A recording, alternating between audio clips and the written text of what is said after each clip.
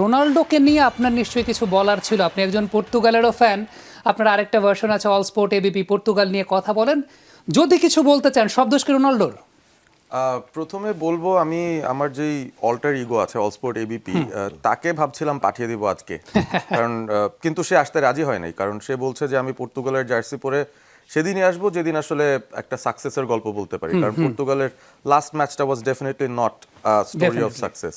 So ম্যাচের যে ব্যাপারটা, ম্যাচ পরবর্তী ব্যাপারটা নিয়ে আগে শুরু করি, কারণ রিয়াকশন কি এসেছে সোশ্যাল মিডিয়াতে, রিয়াকশন এসেছে জনমানুষের যারা লেইম্যান তাদের কাছ থেকে রিয়াকশন এসেছে এটাই যে ক্রিস্টিয়ানো রোনাল্ডো হচ্ছে পর্তুগালের সবচেয়ে বড় সমস্যা, এবং তার এই প্রেজেন্স, তার এই থাকাটা, তার এই বয়সের ভারে নুয়ে যাওয়ার পরও খেলতে থাকার যে চেষ্টা, কিন্তু সেই চেষ্টায় তিনি সফল হচ্ছেন না।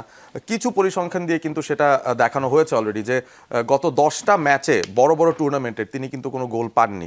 ওয়ার্ল্ড কাপ বলি, ইউরোস বলি, সেই জায়গাগুলোতে কিন্তু কোনো গোল করতে পারেনি। তো সেটা কনসার্ন দেখিয়ে, প্লাস তার বয়স 41, তার যেই গোল স্কোরিং অ্যাবিলিটি ছিল সেটাও অনেকটা নিস্তেজ হয়ে গেছে, সেই ব্যাপারটা অনেকেই বলছেন, এবং তারা বলছেন যে ক্রিস্টিয়ানো রোনাল্ডো বেসিক্যালি তার থাকার কারণে অন্য অনেকে ফ্লারিশ করতে পারছেন না, বা তাকে খেলাতে গিয়ে দল বিপদে পড়ছে।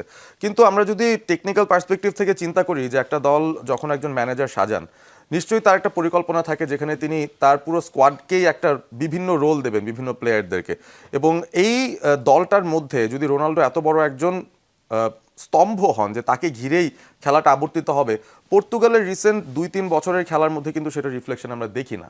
দে are already playing beyond Ronaldo. Ronaldo তাদের দলের অন্যতম সেরা স্ট্রাইকার, সেই স্ট্রাইকার রোলে তিনি এক্সেল করার চেষ্টা করছেন। কিন্তু সত্যি কথা বলতে আমরা যদি একটু দেখি যে গতকাল রোনাল্ডোর পজিশনটা যেখানে ছিল, তাকে আসলে কেউ অ্যাসিস্ট করতে পেরেছেন কিনা সেই জায়গাটা আমরা কয়েকটা ঘটনা দৃশ্যপট যদি একটু দেখতে চাই। Just look at the picture, আপনি যদি ডেসক্রাইব করেন। হ্যাঁ, ছবিটা দেখে খুব স্পষ্ট বোঝাই যাচ্ছে যে Cristiano Ronaldo is basically putting a pressure on the last line.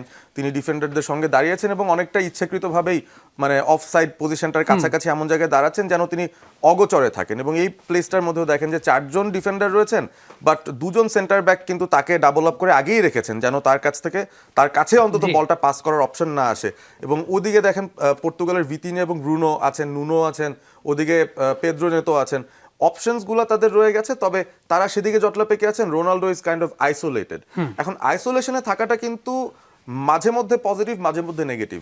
আইসোলেশনে তো মেসিও ছিলেন, তিনি কিন্তু তার জায়গা বের করে নিয়ে শেষ পর্যন্ত তার কাছে যখন বল এসছে he could finish it. But রোনালদোর যে সমস্যাটা আমরা দেখছি, একটা ইমাজিনারি বক্স আসলে এঁকে ফেলা যায় ওই পেনাল্টি এরিয়ার আশেপাশের একটা সেন্ট্রাল জোনে, তিনি আসলে এতটুকু গন্ডির মধ্যে অপারেট করছেন।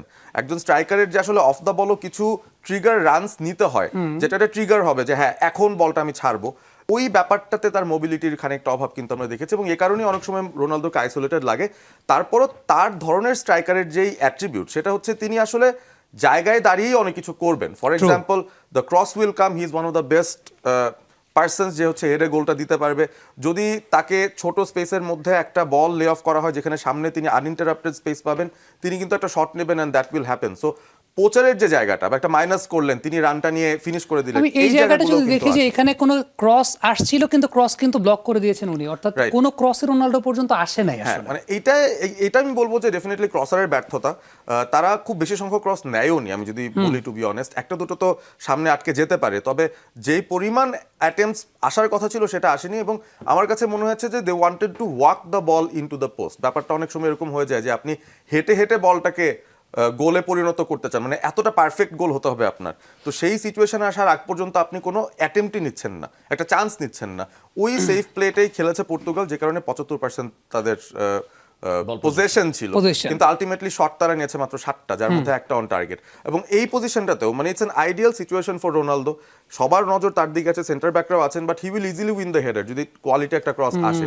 Bruno Fernandez, Pedro নেতো, Bernardo Silva, তাদের কাছ থেকে, বা নুনো মেন্ডেজ, ইভেন ক্যানসেলো, তাদের থেকে আপনি একটা দুটো ভালো ক্রস এক্সপেক্ট করেন না। আমি এই জায়গাটায় পারভেজ আপনাকে একটু থামাতে চাই,